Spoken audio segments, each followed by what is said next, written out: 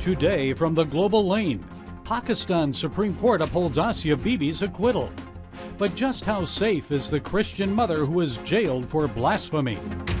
Globalists and the media against Trump, how it may affect you and the American economy. University of Georgia bias against Chick-fil-A, and this teacher says some white people must die. And I drive it home on the latest push to remove God from Congress.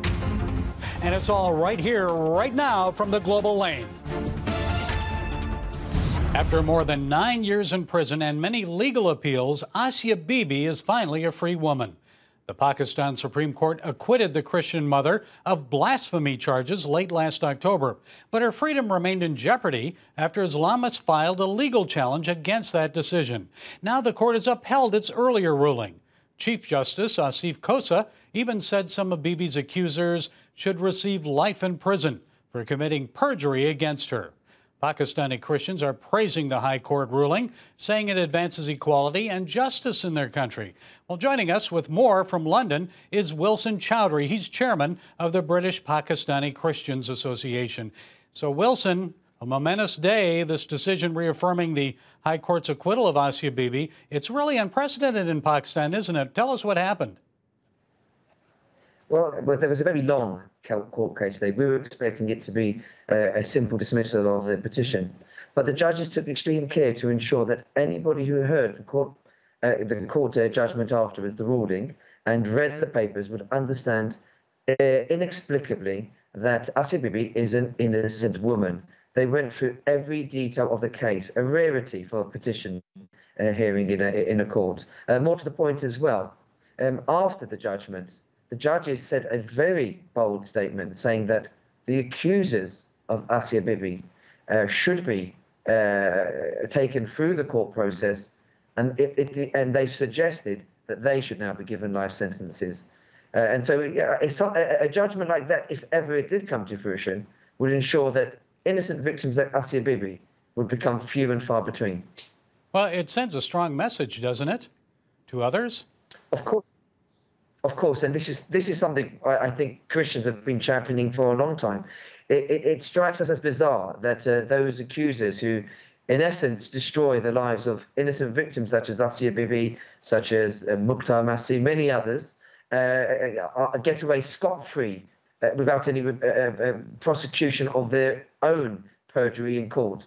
And I think a step like that would definitely be a step in the right direction, and hopefully would remove this whimsical application of the blasphemy law.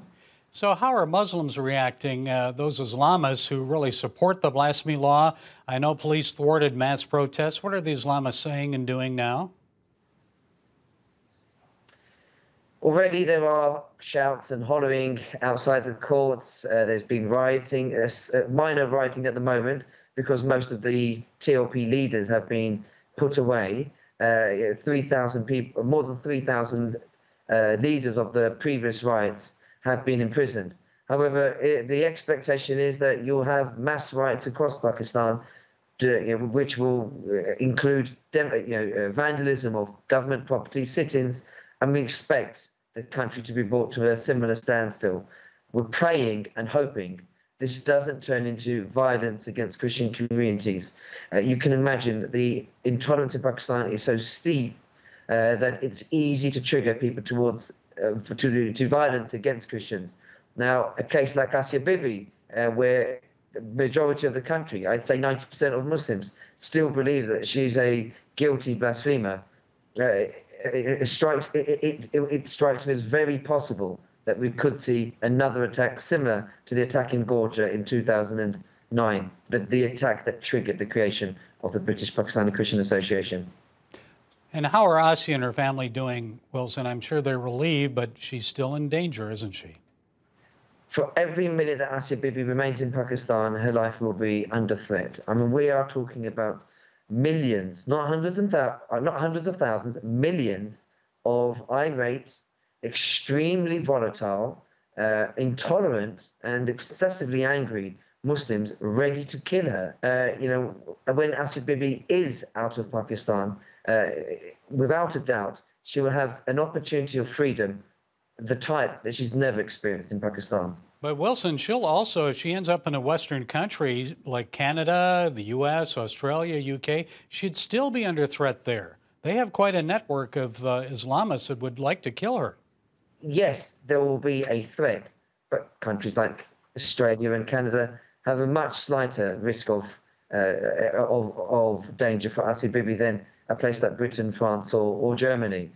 And finally, Wilson, what can our viewers do? How should we pray for Asia and her family, for Pakistan? Well, Asia has obviously been incarcerated now in isolation for over 9 years, close to 10. Now, this woman has, been, bereft of her family. She's been away from any friends. Her conversations would have been minimal with the cleaner that may have passed by for 5 minutes. So you can imagine her mental state is not going to be the same as it was previous to her incarceration. And we need to pray that she is given time to heal and that the Lord restores her completely so that she can now start to enjoy her life with her family. We need to pray for her to be able to, again, overcome the difficulties of suddenly being in an environment where she isn't on her own, where she does have to interact with people, her husband, her daughters. Again, there will be some adjusting that needs to take place. We need to pray for the family's safety in the country they go to, and in that country for the government that takes care of them to ensure that adequate protection is provided, and I would say throughout the remainder of her life. The risk, I don't think, will ever dissipate entirely, but will be much reduced. And again, just pray for other Christians. We cannot forget that there are over 40 blasphemy victims still incarcerated in Pakistan. 18 of those who we've listed on our website are Christians. That's almost 50%. We need to pray for these victims and pray that they receive an exoneration as speedily as possible. Okay, Wilson Chowdhury, British Pakistani Christians, thanks so much for being with us. Thank you, Gary. CBN presents The I Wills of God, your path to overcoming fear and anxiety. We're going to talk about some of the incredible promises God has made to His children. In Pat Robertson's newest teaching, you'll discover the I Wills of God. I will rescue him, protect him, answer him, be with him in trouble, deliver him, honor him, satisfy him with long life, show him my salvation, and see amazing stories of God's promises in action. What I felt was loved and treasured. God spared my life twice in 3 days. The good Lord had given me a second chance. Break free from stress and despair. The Lord doesn't want you to live in fear, but to know the rewards given to those who love God. Call 1-800-700-7000 or visit cbn.com. The I Wills of God, your path to overcoming fear and anxiety. Hello, I'm Terry Newsom. Did you know there are more than 148 million orphans in the world today? 148 million. But it was 3 little girls that taught me about the plight of orphans. My husband and I spent nearly a month immersed in the daily activities of a Ukrainian orphanage as we waited to adopt 3 sisters. I saw firsthand the utter loneliness, the pain of rejection, and the overwhelming desire to be loved. That experience changed me forever. And out of it grew a ministry from my heart called Orphan's Promise. Today, we're helping orphans and vulnerable children in more than 50 countries worldwide. Thousands of children are now in safe homes. They're being educated, and they're learning life skills. I'm asking you to join with me and become family to these children. Will you call the number on your screen right now? Because every child deserves a chance to be happy. The red ink in Washington just keeps on coming. A new government report estimates that $12 trillion is likely to be added to the national debt within the next 10 years. What might it mean for you and your household? Well, joining us is financial expert, host of the radio program Financial Issues, Dan Celia. Dan, good to see you again. So we're already at $21 trillion. What will an added $12 trillion mean for the average American and the U.S. economy? Well, one would have to believe, Gary, that another $12 trillion, keep in mind, with every trillion we add, That is $1 trillion worth of service, in other words, interest that we've got to pay on the debt. And that's going to add up very, very quickly, particularly if the Fed gets back to raising rates again and normalize rates. So what this is going to mean for the average person, it has to mean higher taxes at some point down the road. And I'm not just talking about federal tax. It's going to impact all of our tax, our local taxes, our state tax, and our federal tax. So immediately what it would mean that we need to generate more income, obviously, to be able to satisfy our debt. And one of the ways we're going to do that is we're either going to see higher gasoline tax, we're going to see higher income tax, coming out of our paychecks, and federal taxes when we do our tax returns, if it continues. The only way we would not see that is if we have some incredible growth in the economy, along with some cuts to government. We need to shrink the size of government along with that growth. So GDP growth is critical, no doubt about it. But it's going to get, in 10 years, it's going to start to get a little scary, particularly as we see right now monthly deficits. We're seeing a monthly deficit in receipts from the government, World War II levels we haven't seen since then. And that is certainly a concern, and that's going to exacerbate any of these issues in the next 10 years of the debt that we're piling on because of our out-of-control spending. And Dan, if we increase taxes, though, won't that harm the economy? We won't see that growth that we've seen. Exactly, Gary, and that is the problem. That's why we've got to do something about this now. We can't wait for another 5, 8, 10 years. We've got to start thinking about cutting the size of government, which is, anathema in Washington. But here's the deal. President Trump has said, and Larry Kudlow, his chief economic consultant, he said that the budget that is going to be put forth by this president in the upcoming weeks is going to include a cross-the-board 5% cut out of every department's budget with the exception of defense. But, Dan, we're seeing representatives like Alexandria Ocasio-Cortez calling for free college tuition, Kamala Harris saying Medicare for all. So how much might those moves cost the country, and are they sustainable changes? Not only aren't they sustainable, Gary, they're impossible. Yeah. It can't be done. I know what they're saying. They're appealing to that young voter. I get that. But it's not even a possibility. We could double our taxes, double them, and it still would be short of what we need. Dan, before we leave you, I've got to ask you, it seems the economy's cooling off now. Is it just the USA, but around the world, and why is it happening? I think here it's mostly media-driven, and, there's business sentiment. It started from Davos last week. Everybody had a negative tone. You've got a globalist mentality in Davos, a global mentality that is getting a little bit more desperate to see this globalism grow a little bit faster. Anything can happen as long as there's an economic crisis. They realize that without a crisis, their agenda is going to slow down to maybe even a stop. I'm not trying to sound like a conspiracy theory type of person, but I do believe that somewhere subconsciously, a lot of these leaders understand that if we're going to complete this agenda and get it really up and running and rolling, we got to have an economic crisis in order to accomplish some of the things that we want to accomplish. Here in America, that negativity that the mainstream media is pushing so hard on only because of hatred of one man. And they understand that we absolutely must have recession by June of next year, 2020. I mean, they are scared, knowing that if we continue in any kind of growth cycle, that the odds of President Trump being reelected are a whole lot greater than they will be if we have economic turmoil. I just got to believe they know that's the only way they're going to get him out of there. Yeah, they can't have success.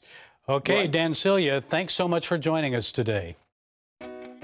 Parents, the Superbook Bible app is a great way to get your child reading the Bible because in today's busy world, we can use some help. The free Superbook Bible app has fun stuff your kids will love. They'll have a blast learning the Bible, playing great games, watching cool videos, discovering heroes in the Bible. They'll have fun while they learn God's Word. The Superbook Kids Bible app, available now. Life. It's meant to be lived fully. Jesus said it. I came to give you life. Life to the fullest. Life in your family. Life in your finances. Life in your body, mind, and spirit. Life in your everyday.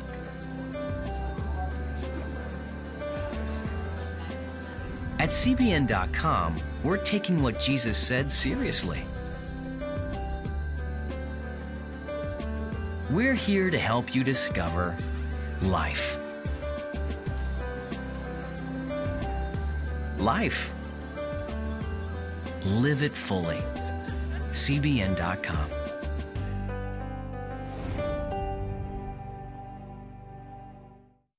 Discover the I wills of God. I will rescue him, protect him, answer him, be with him in trouble, deliver him, honor him, satisfy him with long life, show him my salvation. What I felt was loved and treasured. God spared my life twice in 3 days. The good Lord had given me a second chance. Call 1-800-700-7000 or visit CBN.com. The I wills of God, the latest teaching from Pat Robertson. Chick-fil-A is under attack again, this time at the University of Georgia, where a socialist environmental group wants it banned for being, quote, a white supremacist capitalist cult. Also at UGA, Facebook removed a teaching assistant there for making racist remarks and advocating violence. Well, joining us to fill us in is Campus Reform's Emma Michelle. So, Emma, what's going on at UGA, first with Chick-fil-A? Well, there is a student group going after Chick-fil-A, calling it white supremacist and a capitalist cult, but we know that that's really not true, and we can tell exactly what this group is doing. They're not actually fighting for the environment, because if they were, they would be going after Panda Express on campus, they would be going after Starbucks, because both of those groups don't use sustainable packaging. And yet they're choosing to go after Chick-fil-A, and what this really is it is a poorly planned smear campaign against a company that's owned by Christians. And Emma, this isn't the first time this has happened on campus, has it? Remind me of what happened recently at Rider University. Right. Well, I was on your show to talk about Rider University said that they cannot stand with Chick-fil-A and allow it to come to campus, even though students voted that they wanted this restaurant to come to campus. And they said that Chick-fil-A's values have not progressed along with those of Rider University. And really what this shows is a pattern on campus against companies that are owned by Christians. This is a vendetta that these schools have against companies with Christian conservative values. Well, I was going to say, really, at the root of this, it's a spiritual issue, is it not? Anti-Christian issue? It seems that there is a large anti-Christian sentiment on campus, and it can be shown by groups like this Earth Strike group at UGA, and plenty of other campuses that we've reported on at the Leadership Institute's Campus Reform are against things like displays that show religious symbols during Christmas time, and even against ones during Hanukkah. No dreidels are allowed and no Christmas trees are allowed. And really what this is it's the college system coming against religion and against people who practice Judeo-Christian values. But I don't see them doing that against Muslims or Hindus or Buddhists. But back to UGA. What about this teaching assistant now? Who is he? What did he say? So this is a teaching assistant in the philosophy department, and he has made repeated calls for violence and violent action against white people. He has made some truly racist statements, and his one that got him in trouble with Facebook over the weekend, he said that some white people may need to die in order to advance Black communities. And we know on both sides that that is absolutely racist rhetoric, and that is not the way to find unity between different communities. Yet he's made these other statements as well. He said that white Southerners are autistic. He has said that fighting white people is a skill. And as I mentioned before, this is coming from a philosophy teaching assistant, and it really raises the question, how could this man possibly be fair in grading papers of students he knows are white when he has time and time again come out with statements saying that he needs to fight white people with every chance that he gets? It really raises into question his ability to be a good educator. And Facebook has kicked him off. This doesn't happen too often. Or does it, unless someone complains? Well, conservatives know that Facebook and social media companies in general seem to really pick on the right and nitpick the things that they say. And a lot of conservatives have said that the way that they censor people on their sites are unfair. But Facebook, for once, is standing up to violent speech from the left. So Facebook is saying that this is too violent for our community. This does not belong on our website. And UGA is also examining whether this type of speech has a place on their campus, which that's why we do what we do at the Leadership Institute's campus reform. We are just fighting for accountability so that people in these institutions can examine things and see how they want to go about fixing it, the taxpayers and the administrators at these colleges. I always say what's good for the goose is good for the gander. So whether it's left or right, if they're advocating violence, Facebook needs to take action. I think they need to be praised for this. Now, back to UGA, it hasn't taken any disciplinary action against him. What should they do? UGA, I can't say what they should be doing as a school because it really is up to them. It's up to the taxpayers that fund the school since it is a public school. But really what campus reform works to do is shine a light on these things that are happening. We're here to share the facts, share the information, and let the schools, let the taxpayers of Georgia who read our work, let them decide what they think should be done. But ultimately, I think we can all agree that speech like this does not have a place with someone who is educating people in the classroom. Okay, Emma Michelle from Campus Reform's Leadership Institute. Always good talking to you. Thanks for joining with us. Thanks, Gary. When you give, smiles grow bigger. When you care, homes are happier. When you comfort, the hurt goes away. When we all come together to love, miracles happen. Hello, I'm Terry Newsom. Did you know there are more than 148 million orphans in the world today? 148 million. But it was 3 little girls that taught me about the plight of orphans. My husband and I spent nearly a month immersed in the daily activities of a Ukrainian orphanage as we waited to adopt 3 sisters. I saw firsthand the utter loneliness, the pain of rejection, and the overwhelming desire to be loved. That experience changed me forever.